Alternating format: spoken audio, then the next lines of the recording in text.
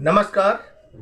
मैं vastu expert GS Agarwal आचार्य जी astro channel में आप सभी का बहुत बहुत स्वागत करता हूं। आज हम चर्चा करेंगे एक ऐसे टॉपिक पर जिसे हम शयन कक्ष कहते हैं। मानव जीवन में पूरे दिन की दौड़ भाग मेहनत करने के पश्चात उसके शरीर को विश्राम मिलना बहुत ही आवश्यक होता है, और अगर ये विश्राम उसको ना मिले, कहने का मतलब है उसको अच्छी नींद अगर ना आए, तो बहुत जल्द वो विभिन्न प्रकार की बीमारियों से ग्रस्त हो जाता है।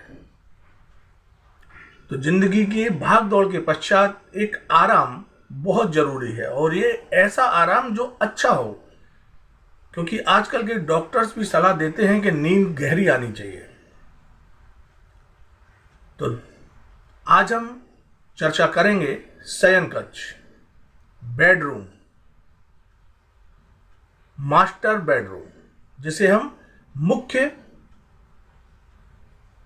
शयन कक्ष बोलते हैं या मुखिया का शयन कक्ष बोलते हैं। ये हर वास्तु में, हर घर के अंदर बहुत ही कंपलसरी चीज है। ये बहुत ही आवश्यक कमरा है, क्योंकि यदि घर का मुखिया अच्छी तरह आराम नहीं करेगा, एक भरपूर नींद नहीं आएगी, तो उसके जो बॉडी है ना, बॉडी पार्ट्स, ये भी अच्छा वर्क नहीं करते। एक अच्छे आराम के लिए शयन कक्ष भी वास्तु के अनुरूप होना बहुत जरूरी है। आपने सुना होगा, किताबों में पढ़ा होगा, जो पुरानी पुरानी बुक्स हैं, कि राजा महाराजाओं के या जो बड़े बड़े लोग थे, इनके यहाँ हर काम को करने के लिए एक स्थान निश्चित होता था। जैसे शयन कक्ष, मीटिंग कक्ष, जहां पे सभी राजा महाराजा या जो भी हैं वहां बैठ के वार्तालाप करते थे, खेल का कक्ष, ये सारे कक्ष इनके निर्धारण निश्चित हुआ करते थे। उसका वजह, उसकी जो सबसे बड़ी वजह सिर्फ यही थी या यही रही होगी। तो माय डियर फ्रेंड्स, आज हम बात करेंगे घर के मुखिया के शयन कक्ष की, कि शयन कक्ष कैसा होना चाहिए, उसके अंदर की बनावट कैसी होनी चाहिए, शयन कक्ष भवन के किस क्षेत्र में बनाना चाहिए। ये बहुत ही आवश्यक चीज है। तो मेरे दोस्तों, वीडियो को अंत तक देखें, ये बहुत ही महत्वपूर्ण है। भूखंड, जब भी किसी भूखंड में आप भवन निर्माण करें, तो ये अवश्य ध्यान रखें कि घर के मुखिया का बेडरूम नैऋत्य कोण में होना चाहिए। नैऋत्य में अगर संभव ना हो किसी कारणवश, तो दक्षिण में होना चाहिए। इनके अलावा कहीं नहीं होना चाहिए। इसके पश्चात बात आती है कि बेडरूम के अंदर की व्यवस्था कैसी होनी चाहिए। तो माय डियर फ्रेंड्स, जब हम नैऋत्य कोण में या दक्षिण दिशा में मुखिया का शयन कक्ष बनाते हैं,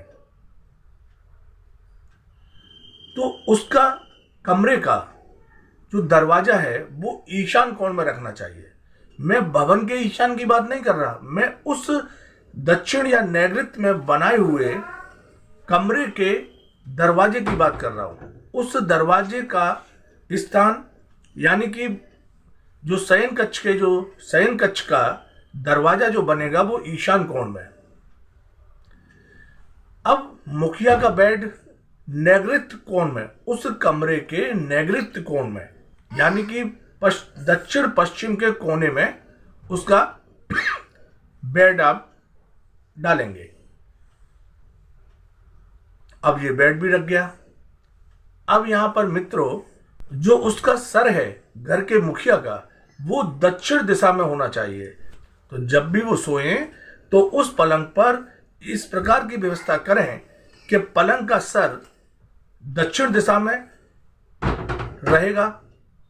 और भवन के जो मुखिया का जो बेडरूम है, तो जब भी भवन का मुखिया उस बेडरूम में सोए तो उसका सर दक्षिण दिशा की तरफ होना चाहिए, क्योंकि दक्षिण दिशा की तरफ जब सर होगा तो पैर उत्तर दिशा में होंगे।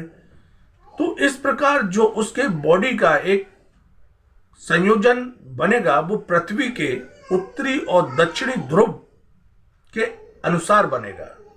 तो जब वो सोएगा, सोने एक तो उसको नींद गहरी आएगी, और जब सोने के बाद वो उठेगा तो अपने आप को बिल्कुल फ्रेश महसूस करेगा, सारी थकान दिन भर की गायब होगी।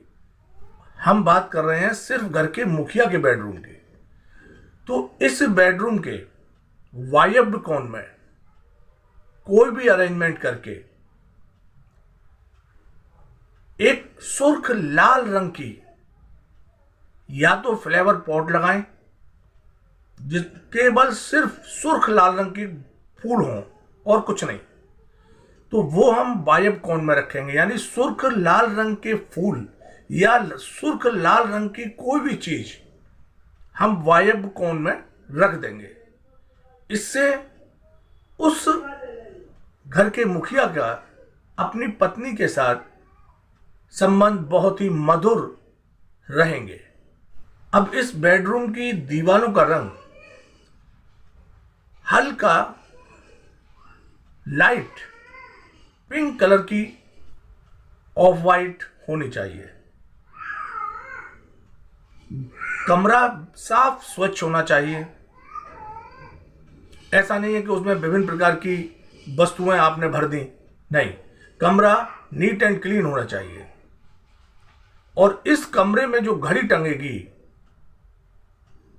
घर के मुखिया के बेडरूम में घड़ी पूरब की दीवार पर टांगेंगे। आप इस प्रकार की व्यवस्था करेंगे कि उस घड़ी को हम पूरब दिशा की दीवार के ऊपर लगाएं। इस कमरे में पश्चिम की दीवार पर पति पत्नी की एक फोटो फ्रेम की हुई अवश्य लगाएं। पलंग के ऊपर, जिस पलंग पर सो रहे हैं आप, इस पलंग के ऊपर कभी भी दवाइयां या कोई भी ऐसा पेपर टेंशन क्रिएट हो, कानूनी लड़ाई झगड़े या किसी भी प्रकार से जो टेंशन देता हो, वो पेपर, वो फाइल, दवाइयां कभी भी नहीं रख के सोएं, ना तो इस पलंग पर और ना अपने पिलो के नीचे।